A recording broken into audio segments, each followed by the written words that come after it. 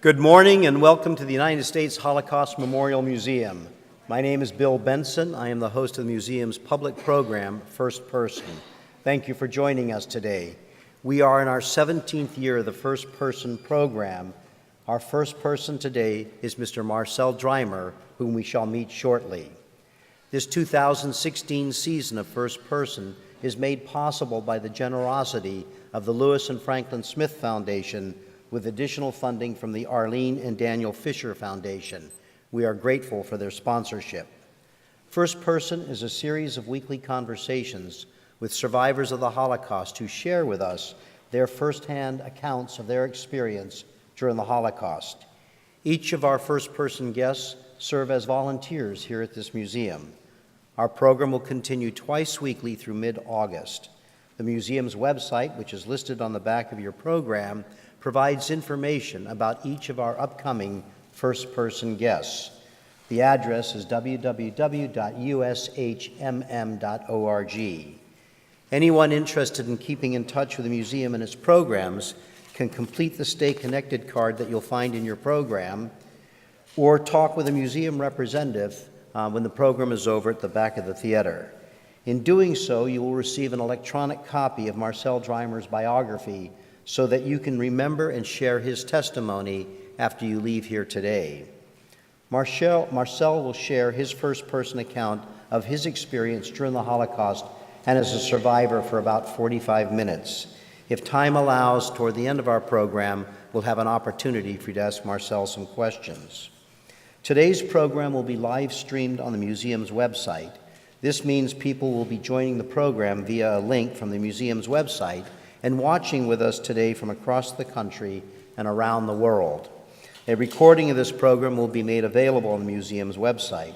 We invite those of you who are here in the auditorium with us today to also join us on the web for the rest of our programs from April, which are all being live streamed. Please visit the First Person website, again listed on the back of your program, for more details.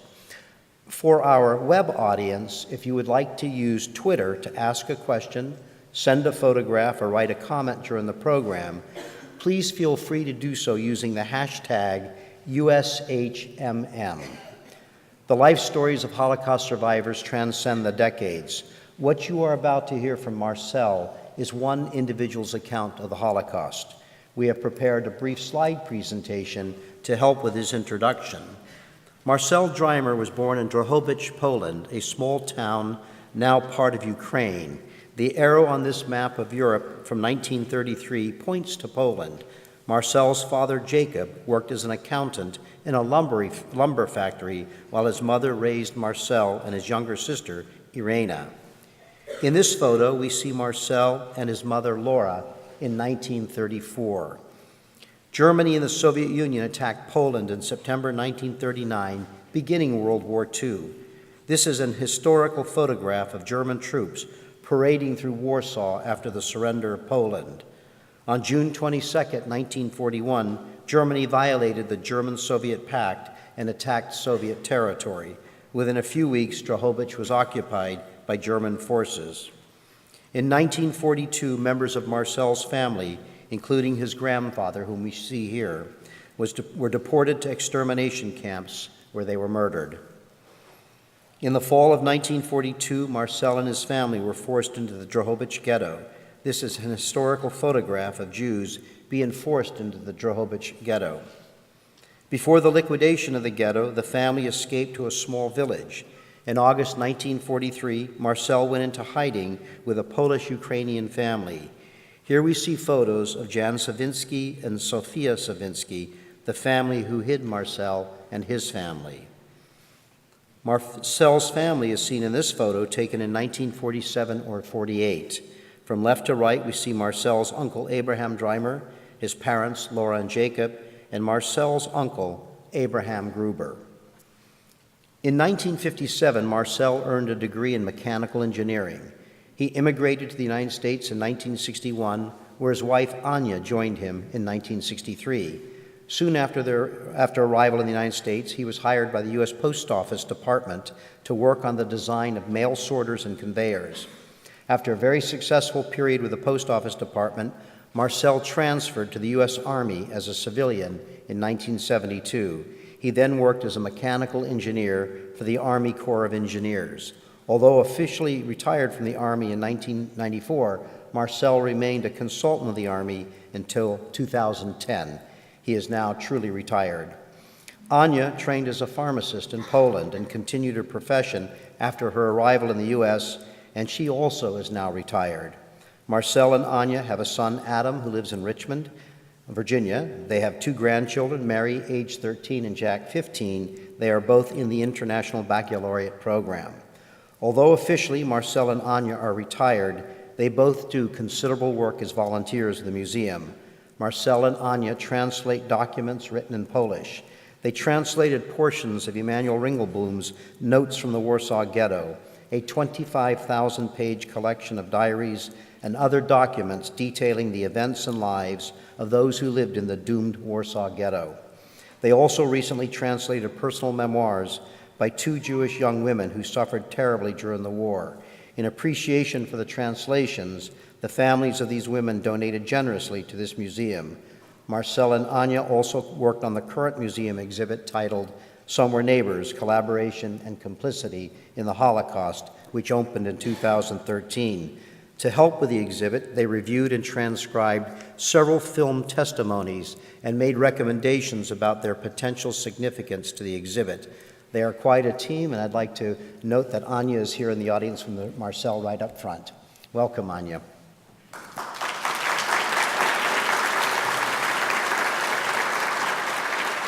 Marcel speaks frequently and publicly about his Holocaust experience in various settings. He was a speaker with Mia Farrow at an event in Gettysburg, Pennsylvania, and spoke to cadets from our 4 military academies who were on their way to visit Auschwitz. Marcel also speaks to students and faculty at various universities and at several federal agencies, including the U.S. Department of Agriculture. Marcel recently donated photographs of great significance to him, as well as a ring, which played a role in his survival, and we will hear more about that later today. And with that, I'd like to ask you to join me in welcoming our first person, Mr. Marcel Drimer.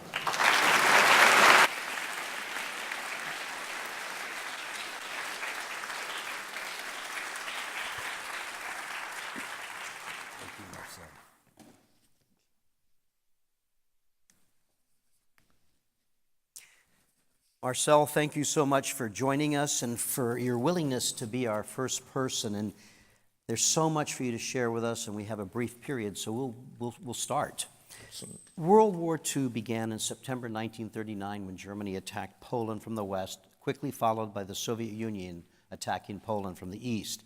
Early in the war, you and your family lived under Russian occupation. But before we talk about that time and the events that followed, tell us a little bit about your family and your community in Drohobycz before the war began. My family was small. My father, Jacob, my mother, Laura, Irena, and I. The father was the oldest of 5 siblings. Mother was the oldest of 4 siblings. And we were middle class. The population of Drohobycz was Ukrainian, Polish, and Jewish, about 15,000, 16,000 each group. They were neighborly. They were living side by side. Each of these groups had their own cultural facilities. They had sports facilities. They were even schools that they could learn, the Ukrainians could learn Ukrainian, Poles and Polish, and the Jews. Everybody would have to learn Polish, of course. It was a peaceful town, very nice one too. On September 17th, 1939, shortly after Germany had invaded Poland, Russia attacked Poland. And as a result, you would live under Russian occupation until June of 1941. Tell us what that time was like for you and your community and your family when you were under Russian occupation.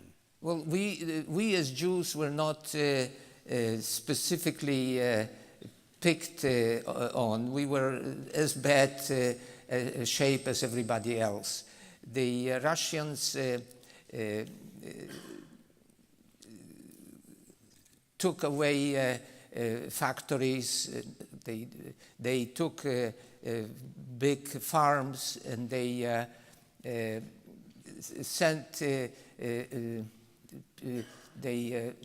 sent people that they considered enemies of the state to Siberia.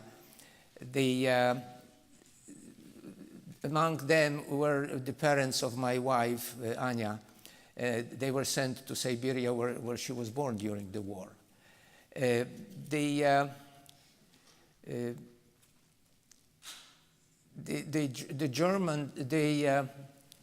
Russians tried to make this part sort of like part of Russia, and they weren't very successful. We, the Jews of Drohobycz, heard what was going on in the. This is a little too bright. They'll try to see if they can turn them down. I'm not sure they okay. can.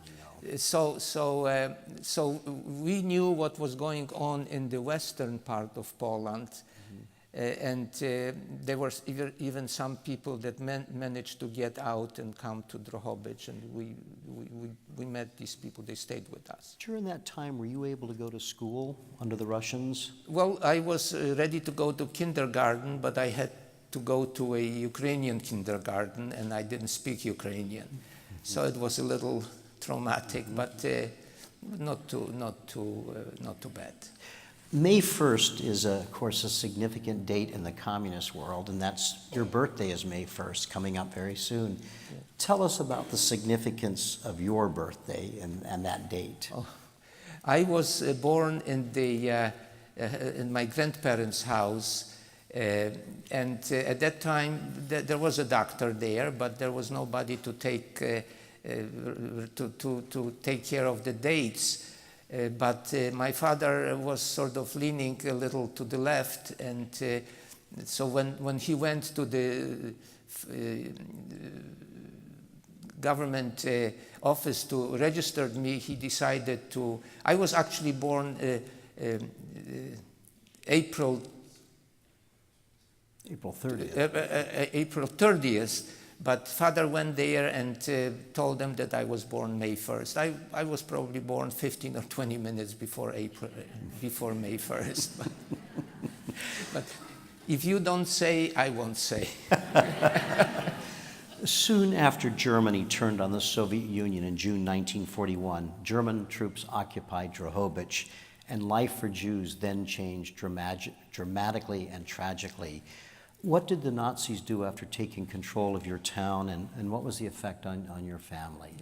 The Germans started right away. They had a bunch of rules for the Jews, what they can or cannot do.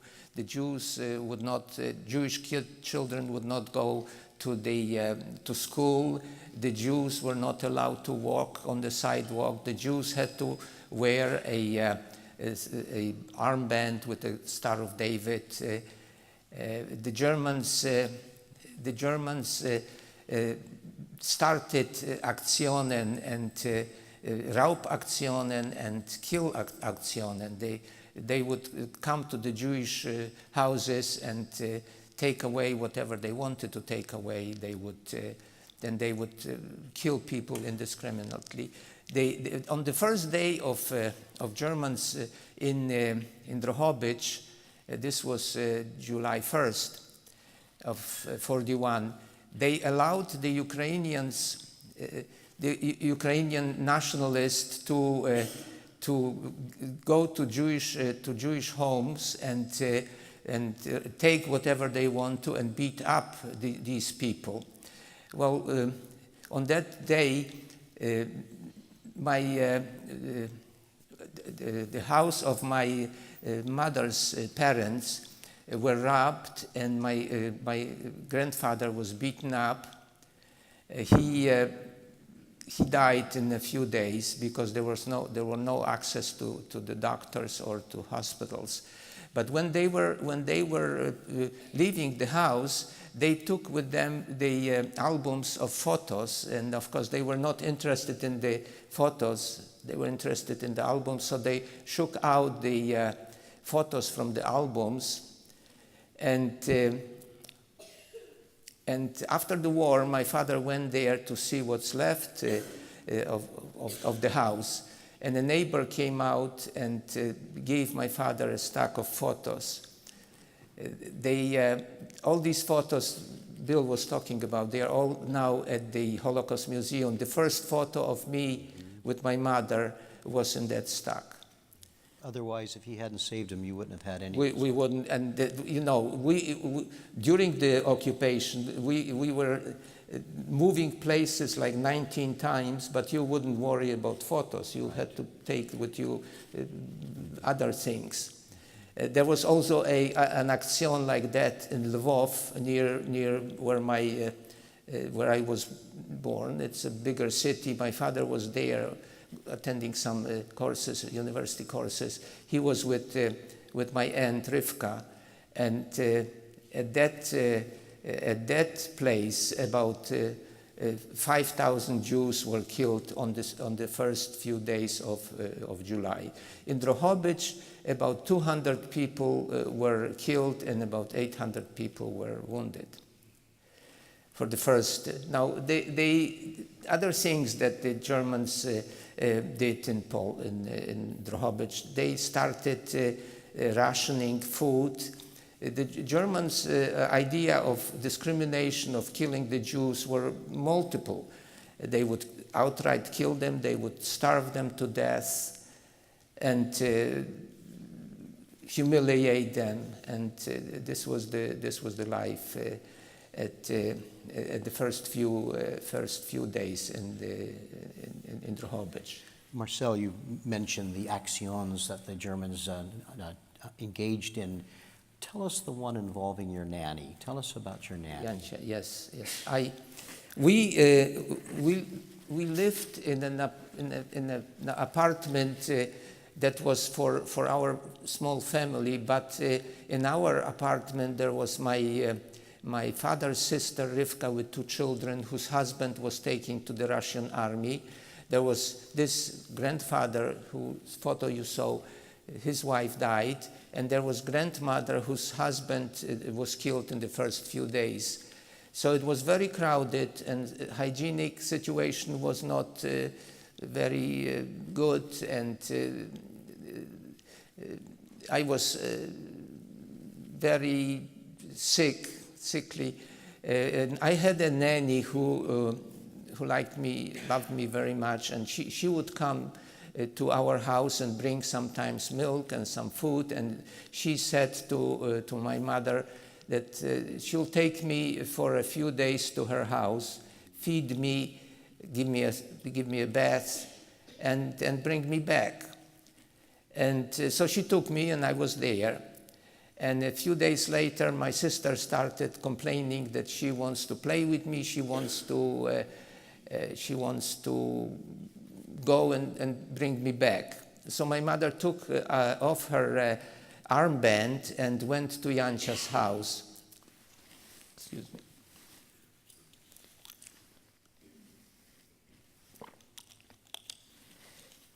When she came there to the house, I was sitting in the corner and crying, and Jancia was in labor. She was pregnant, and it was early labor, and of course there were no doctors, no people that could help us. So my mother stayed there. She did whatever she could, and helped the baby to come, but the baby was stillborn. It got quite late, and the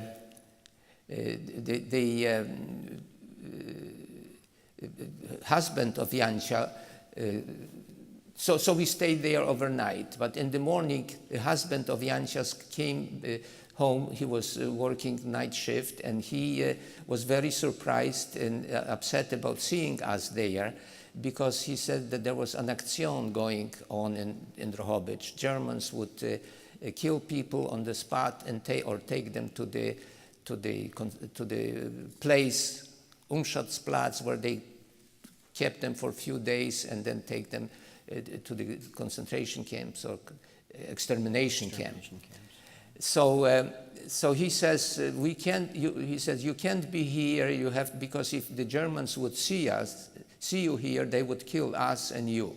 And this was one of the rules that the Germans imposed on the Jews, that the non-Jewish people are not allowed to help Jews. You could, if you give a Jew a glass of water, you are a criminal. So he said, he gave my mother a piece of bread, and he says, walk over the road, and there is a wheat field, and then there is a little forest, woods, and you can try to hide there. So that's what we did. We started walking towards the woods, and then my mother found a place in the wheat. It was August, so the wheats were ripe, and we hid there in an indentation. Mother covered us with her rain coat, and we soon we started hearing a German screaming, raus, raus, schnell, dogs barking, shots being heard, and people screaming of pain, and it would quiet down for a few minutes, and then it over and over. It was like 5-6 times. My sister and I, we called it a symphony of death. All the sounds. All the sounds like symphony of death. And then it stopped about 5-6 o'clock in the evening, and we waited another hour or two, and we got up and started walking towards Jancia's house. As we accessed the road towards her house, there was a German soldier with a big dog, and he was just standing there and looking at us, and we were standing and looking at him, and it seemed like forever, but it was probably maybe half a minute. He just turned around and walked away. Now, the rule of the German army or German SS, whatever, was that you do not go hunting for Jews by yourself. You had to be with somebody so that you wouldn't feel human and let the person live. Well, this guy was by himself, and just turned around and walked away. We came to Jancia's house. We stayed there for another night because it was dark. And the next morning, my father came from the lumber factory where he worked. There was a dormitory where the men who didn't have wives or children, whose wives and children were killed, stayed. And he came and took us to our home. When we came there was a door was broken in, the feathers were flying all over the house, and the house was empty. They all were taken to the Umschatzplatz, and a few days later they were taken to Belzec. Belzec was an extermination camp. The Germans had concentration camps like Auschwitz, where people would work as long as they could, and then they would be killed, and the new people would come. And there were camps like Belzec where people were killed immediately. So my family was killed immediately. You would live under those circumstances until the fall of 1942, when then you were forced into a ghetto in Drohobycz. Tell us what it was like in the ghetto, and how your family was able to manage once you were forced into the ghetto with the remaining Jews from your community. Yeah. My father was working at the lumber factory, and he was taking from the ghetto every morning in a column by a policeman, and bringing back to the ghetto. And so he had a chance to barter for food. Food was not sufficient food was not even enough to, and only working people would get a piece of bread. Non-working people got even smaller portions. Meaning children, like yourself? Children, of course, yeah. So my father would barter. He would, for example, see farmers would come to the town with their goods. My father would see somebody selling bread, and he would say, I'll give you my ring, wedding ring, and give me 2 loaves of bread. And this was a true case. Father decided that we will not worry about things. We'll worry about getting alive, being alive at the end of that miserable situation. So this is how Father managed to bring some food. There were also very frequent Aktionen in the ghetto. We had a whole dugout under our apartment in the ghetto. In the apartment where we were, there was several families. We had one room, and all 4 of us slept on one mattress because the bed was already taken by the Germans.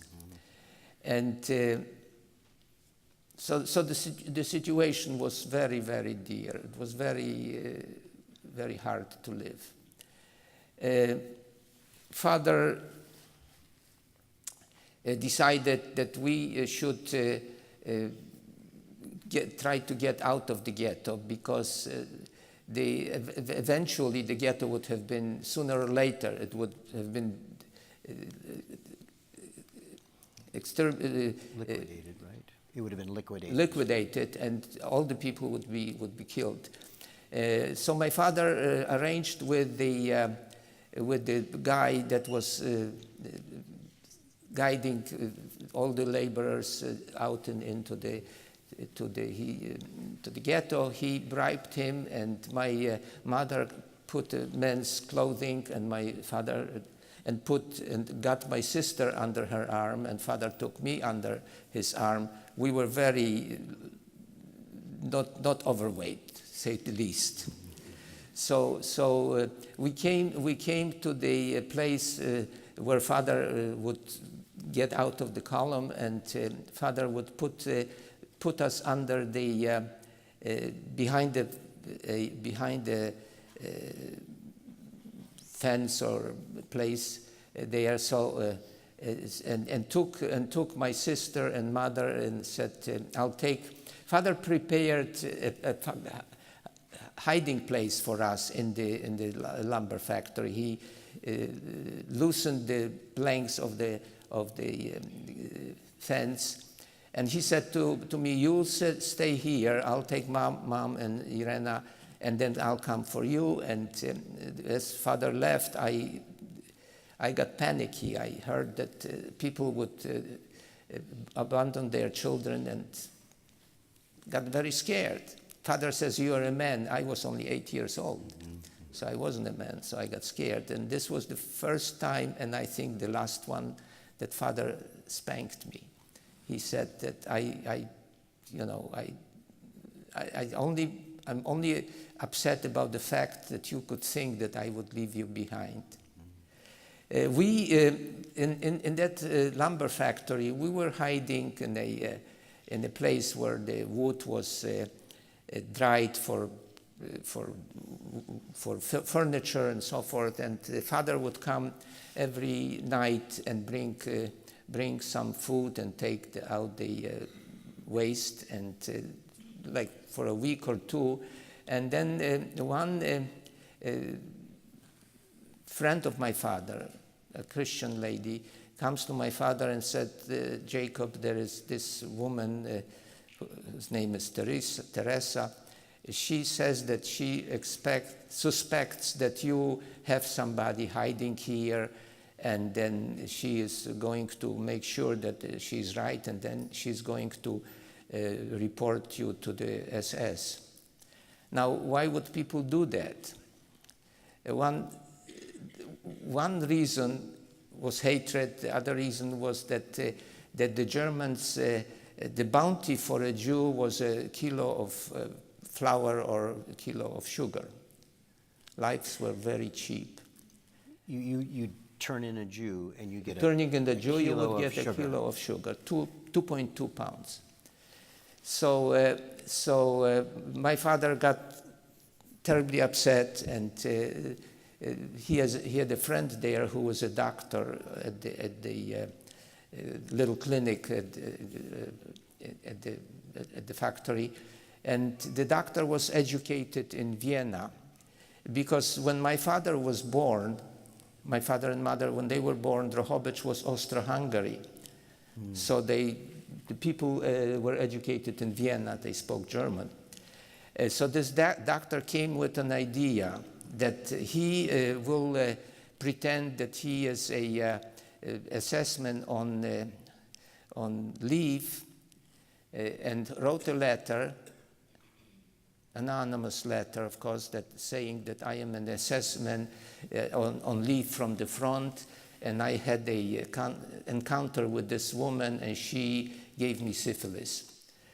The Germans were very touchy about it. First of all, that fraternization with Polish women was not allowed, and then syphilis was something that they didn't want to spread. So the next day, two assessmen came to the factory, and they picked up this Teresa and took her to the little clinic where the doctor was. So he confirmed that she has syphilis. So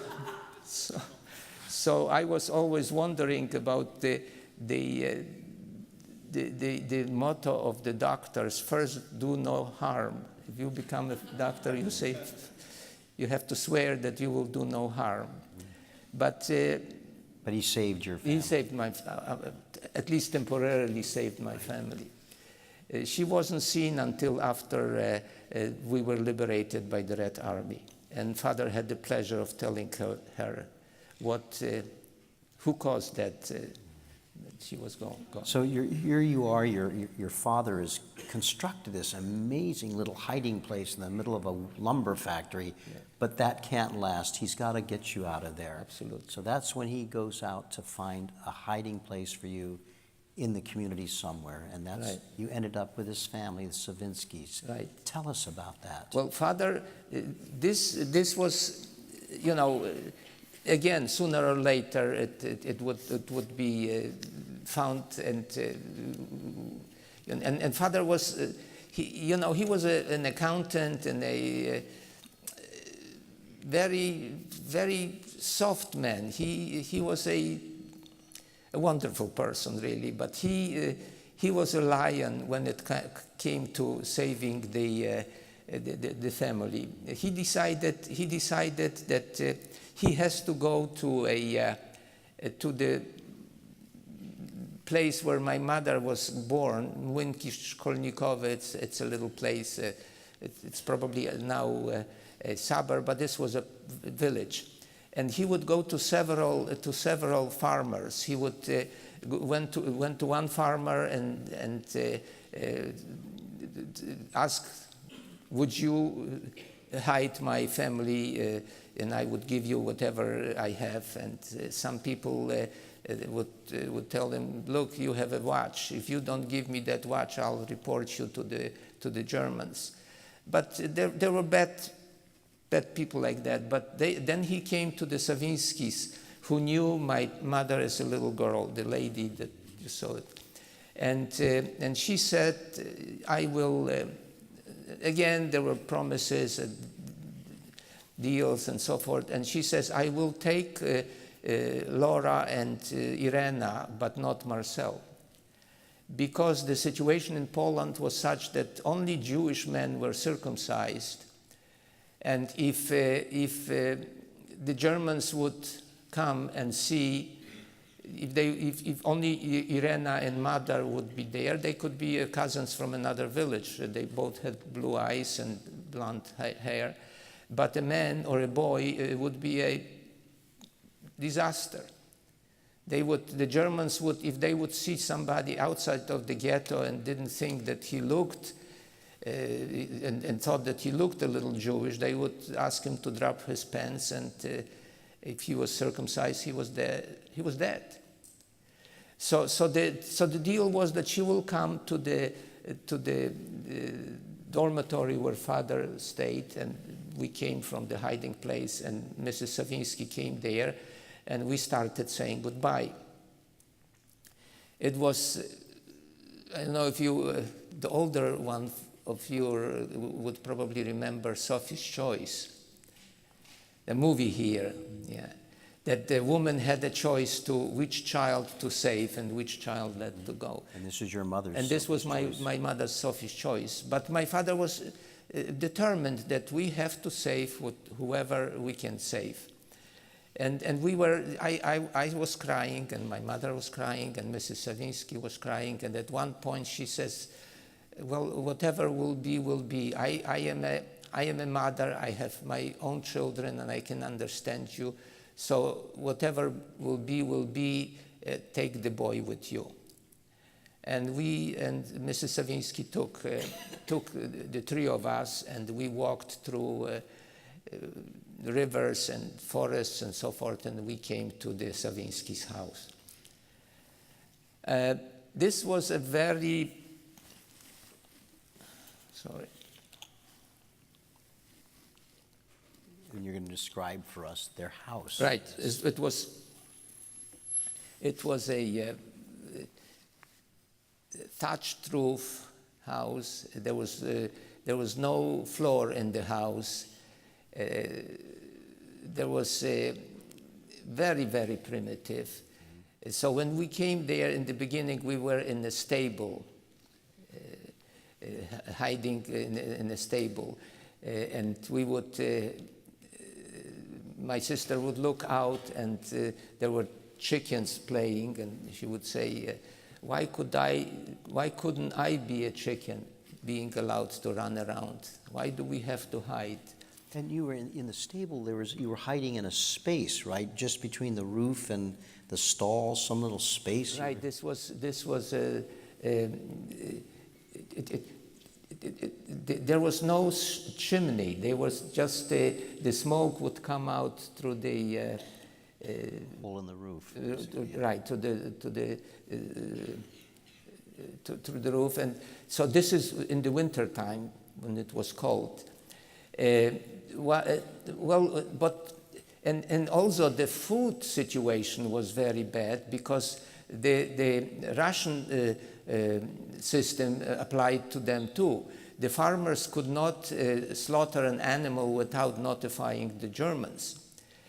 So it was very hard to get food. What they did, there was a 12-year-old boy, his name was Tadek. He would go take a cart and with a big container and go to the factory. There was a refineries, and there were oil wells and refineries, and that big factory, the big refinery where my uncle worked.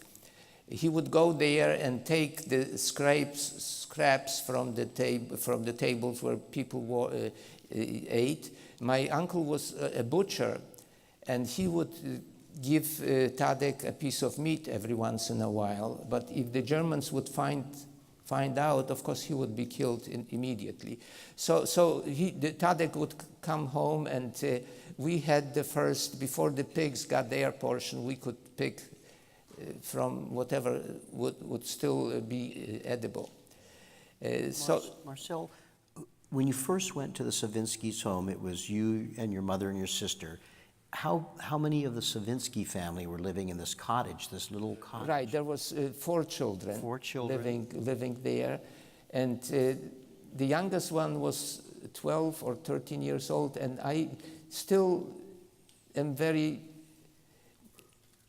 thankful that they did not squeal, that these young kids did not say anything. Because their lives were completely at risk. Absolutely, absolutely. And not only did you have to worry about getting food because they had only limited rations.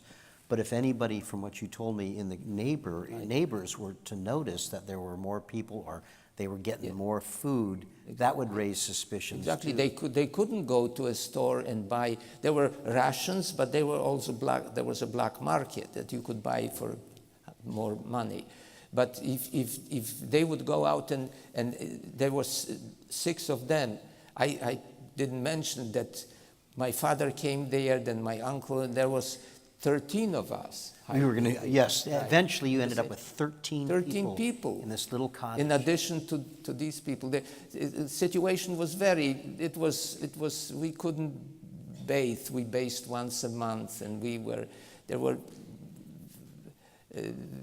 bad bugs and lice and sicknesses, and we only, when my little sister was so sick that we were worried how will we bury her without showing where that somebody is there. Because you couldn't get medical care for her. Oh, absolutely not. Absolutely not. So it was. So some of you had to hide in a little attic space, and that's where the smoke came up. Right, so you're constantly having smoke in your face from the fire. My eyes were ruined at that time. And then others of the 13 additional people, some were hiding in the little stable. Wasn't there a hole underground? There was a hole underground in the house. Under their dirt floor. Right. Under the floor. It was covered with some closets or something like that. We could only get out towards the end, when the Allies planes would come and bomb the factories there. Everybody was hiding. We would come out, but we had to be in a lie down position or sitting position, and we were not supposed to talk loud because it was dangerous. This is how we lived there. For a year. 10 months. 10 months in those circumstances. Right. Without talking, without playing, without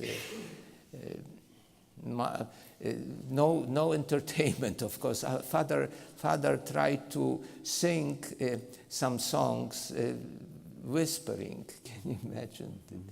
And it was a very, very bad thing. So as you were describing, as the Russians got closer, they were starting to bomb the refineries, and that's when you could come out, when everybody else was in hiding from the bombing. Everybody.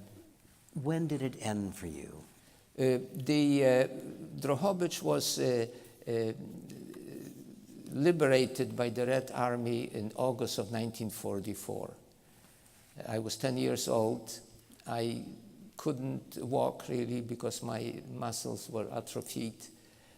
Because you've been in these cramped conditions. Cramped conditions and just lying down. And I couldn't talk loud because we were whispering all the time. And we left the place in the same clothes that we came in like 10 or 12 months ago. Barefoot. My father was made the director of the lumber factory. By the Russians? By the Russians. And he had a big desk and sitting behind the desk, but he was barefoot. Mm-hmm. Some Russian generals came. The front was nearby, so father provided lumber for the front against the Germans. And the general says, well, you are a big director and you can't be barefoot, So they gave him the soldiers' boots and smaller boots for me. Mm-hmm. So this was how we started our. We had as I told you in the beginning, there was about 15 or 16,000 people in Drohobycz. In August of 1944, most of the survivors came to the middle of the town, and there was about 450 us left. There were some that came from Russia that were deported and came back from Russia, and there were some that came from the concentration camps and from the army, Russian army. So maybe 600 at all survived from the 600 from 16,000 of the Jews in Poland. Marcel, if you don't mind, you had mentioned that your uncle had been, his forced labor was to work as a butcher, I think, at the refinery. Right. Eventually, he would end up in hiding with you. You mentioned that. Quickly tell us that story. This was a wonderful story. When he was in the ghetto, one of the Raubaktionen, a crystal chandelier fell down and it spread, the crystals spread around. So he picked up some of these crystals and asked a friend, this was in the ghetto before when we needed to hide. So he picked up these crystals and asked a friend who was a jeweler to make a ring that looked like a diamond, and he kept that ring. When he was at the factory working as a butcher, and his wife was there and the little child. They were taken by the Germans and taken to a forest where people were killed. Somebody came to him and told him, your wife was taken. So he knew a German that came to him to get food. He spoke fluent German and told the German what happened. So the German says, well, I'll take my motorcycle and we'll try to catch up with the truck. They did not catch up. As they came to the forest, the truck came back with clothes that were, when the Germans killed people, they asked them to do this rope, and he looked at the truck, and there was the shoes of his little girl. He was terribly upset. He was decided that he will not do anything about it, but still, life is life. He noticed a little girl that looked Jewish playing at the yard where he was working. So he said, I want to talk to your mom.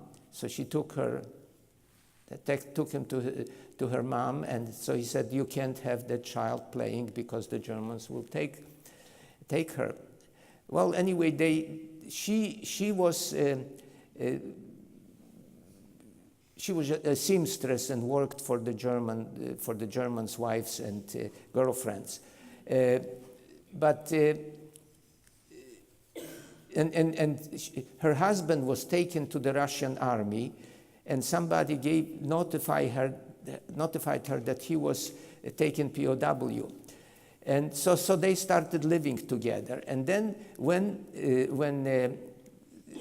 a German woman came to her and said, I need that dress immediately, tomorrow is the latest, they realized that there's going to be a liquidation. So Bumek, my uncle, took her and her little girl, and they took it to the Savinskis without notifying. Maybe they did notify before. And my uncle said to Mr. Savinsky, I have a ring here, a diamond ring, and I'll give you the diamond ring if you will let me and my friend, my lady friend with the daughter, hide here. Well, they agreed. They agreed to that, and they were with us, and they were saved with us. Mm-hmm. After the war, my uncle married that woman. She was pregnant with his child, and her husband came. He was captured by the Italian contingent that fought on the German side, but they were not. The Germans killed all the POWs who were Jews, but the Italians did not. So he came. So this was another tragical situation of these times. My uncle told his wife, you do whatever you want to, because they were normal, loving couple. She decided to stay with my uncle, but they were friends. They went to Israel and including with her first husband, right? with her first husband. He remarried to him. Right. Yeah. In the little time we have left, because we want to turn to our audience for some questions, in the beginning we saw the two photographs of the Savinskys that you had, and those have just come into your possession. Right. Tell us about that. Right. About 3 or 4 months, I got a letter from the University of West Virginia that somebody wrote to them asking how to contact me, and also the Holocaust Museum. They forwarded the letters to me, and there was a young woman from Drohobycz writing, I am a daughter, a great-granddaughter of the Savinskys. My grandmother was, at the time when you were in hiding, my grandmother was in Germany as a labor, forced labor slave, and after she came, she learned that we didn't know about this woman. We only knew about the 4 children, and this was one, and there was another one who was married. And she was working. She's studying history and was working on her family's story.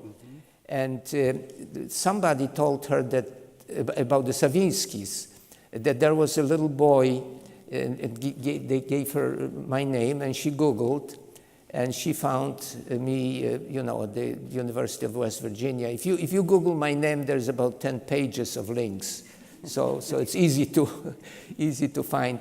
And I started corresponding with her, and there was absolutely no doubt that she is legitimate.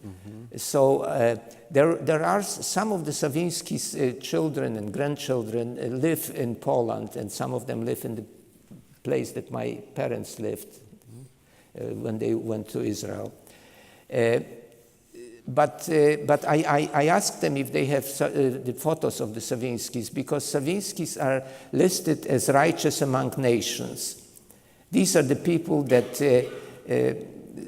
helped Jews survive with danger to their own lives. But they didn't have any photos. So I asked Maria, the girl's name is Maria, if she has photos, and she says, I do. And I said, I would really, really like to get these photos, and she sent it to me.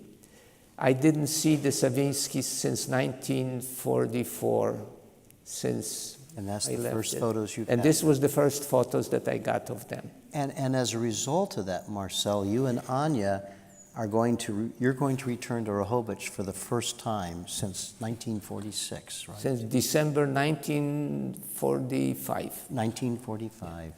And I'm going to meet Maria and her family. And you take that trip beginning next month, I think. Yes, we'll be in Drohobycz. We'll be in Europe and Israel, and the last place would be Drohobycz. I want to put a flower on Mrs. Savinskys' grave. I'm terribly sorry. I think everybody understands that very much, Marcel. We're going to turn to our audience, I think, in just a moment. We're going to close our program in a few minutes, and we will have time for a few questions. Before we do that, I want you to know that it's our tradition here at First Person that our first person has the last word. So we'll close our program with some final comments from Marcel. I'd like to ask you to all stay seated through our Q&A period, our question and answer period, so that you can hear Marcel's final comment. And when he concludes, I'm also going to ask you all to stand, because our photographer Joel is going to come up on stage and take a picture of Marcel with you as the background, and it's just really nice. I want to thank all of you for being here with us today. Remind you that we'll have first-person programs each Wednesday and Thursday until the middle of August, And all of our programs in April are being live streamed, and they're archived so you can see them on the internet, including tomorrow's program. So we hope you'll do that. So we're now going to turn to you for just a few questions. We're going to start first with taking a question from our Twitter audience. And as we're doing that, for any of you who have a question, if you wouldn't mind going to one of the two mics, there's one in each aisle. And so once we finish with our question from the internet, then we'll turn to you for a couple of your questions. We won't be able to get to, probably to everybody's questions if there are several. So when Marcel finishes, after his final words in the photograph, Marcel will remain here on the stage. And so if anybody wants to come up here and shake his hand, take a photo with him, ask him a question, absolutely please feel free to do that. So let's see if we have a Twitter question. This is a question from Mrs. Hornick's sixth graders in Iowa. Imagine that. Wow. They're watching you from Iowa. Marcel, did you have friends that weren't Jewish? And if so, how did they act after Poland was occupied? Did you have friends that were not Jewish? I did not. I was too young. So I was 7-year-old when the war started. Mm-hmm. But I had wonderful Polish friends after the war. I am in contact with my friends in Poland. Another friend here in Chicago. We were friends since for about 70 years. 70 years. Yeah. But from before the war, I don't remember. Because, you're in hiding, you're in the ghetto. Right. That's not and thank you to Mrs. Hornick's sixth grade class in Iowa. So let's see, does anybody have a question they'd like to ask Marcel? Here comes a gentleman with a question here on my left. And I will repeat the question just to make sure everybody hears it.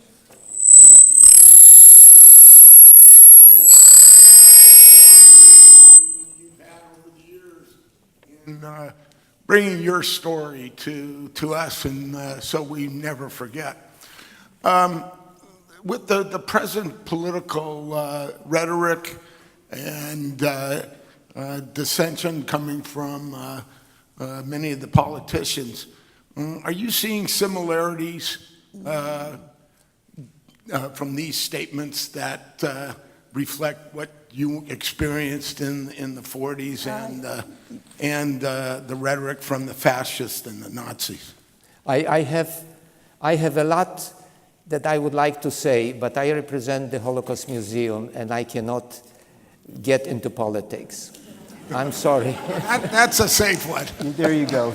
I'm sorry. Question. Thank you very much for that. Okay. Good answer. All right, let's see if we have any others. We're going to wrap up in just a couple of moments. But remember, you'll have an opportunity to come up and talk to Marcel afterwards. If I'll tell you when you come talk to me. Okay. There you go. Having no other questions, I think we'll go ahead and wrap up our program. I will turn back to Marcel. He will stay on the stage after he finishes up. So again, please feel free to come up and talk to him then. I just want to say that what we weren't able to cover here were obviously many details. We would jump over a year in just a couple of moments, a year in the hiding, a year in the ghetto, and we also did not talk about Marcel's life living under the communists. And in 1961, he was able to leave, get out of Poland, come to the United States, and really begin a remarkable life here before Anya was able to join him a couple of years later. So on that note, I'm going to turn it back to you, Marcel. This is last word. I'm talking to you and others who want to listen to me because there are people and organizations who claim that Holocaust is a hoax, that it never happened, that the Jews made it up to get money from the Germans. I am a witness that it did happen. By listening to the stories of my childhood, you become witnesses also. We all have to fight the four evil eyes: intolerance, injustice, ignorance, and indifference. Those are the roots of man's moral corruptions that followed Hitler and his master-race helpers to come to power and torture and murder millions of people he considered Untermenschen, not worth living. Not only Jews, but people with disabilities, gypsies, homosexuals, and many other groups. Changing these behaviors is a path to preventing Holocaust and genocides, and this is what the Holocaust Museum is all about. And about indifference, I would like to read something that Pastor Martin Niemöller said when he was liberated in Dachau. First they came for the socialists, and I did not speak out because I was not a socialist. Then they came for the trade unionists, and I did not speak out because I was not a trade unionist. Then they came for the Jews, and I did not speak out because I was not a Jew. Then they came for me, and there was no one left to speak for me. So there is the exhibit here about some neighbors, and I would very strongly recommend to see it. My wife and I contributed to that exhibit. Thank you, Marcel. Thank you all.